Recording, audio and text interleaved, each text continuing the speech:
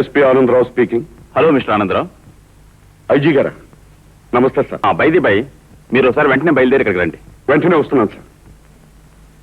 చూడండి మిస్టర్ ఆనందరావు, ఈ జిల్లాలో ఆహార ధాన్యాల కొరత అధికంగా ఉందని ప్రభుత్వం గుర్తించింది.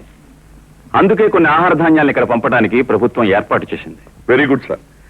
ఆకలితో అలమటించే ఎంతో మందికి ఇది పెద్ద శుభవార్త. అందుకే ఆ గూడ్స్ కి తగిన బందోబస్తు ఏర్పాటు చేసి ఇక్కడికి తీసుకురావాలి.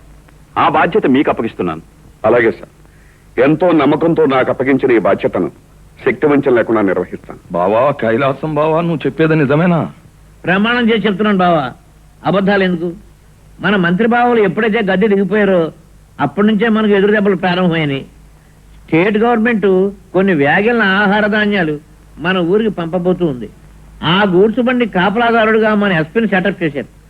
ఆ సరుకు ఈ ఊరికి దిగిందో నువ్వు గొడవలో దాల్చిన సరుకు ఎలుకలకి పందికొక్కలకి సంతర్పణ చేయవలసి వస్తుంది. ఓకే, ఆ సరుకున్న ట్రైన్ మన ఊళ్ళోకి వస్తే కదా నాకు ఇబ్బంది. ఒకవేళ రాకపోతే నాకే బాధ లేదు కదా. ఓకే ఓకే కాదు, నువ్వు పట్టాలకు అడ్డంగా పడుకున్నా నీ మీద నుంచి వెళ్ళిపోతావు. రాదు వెళ్ళదు. కాశీరాం,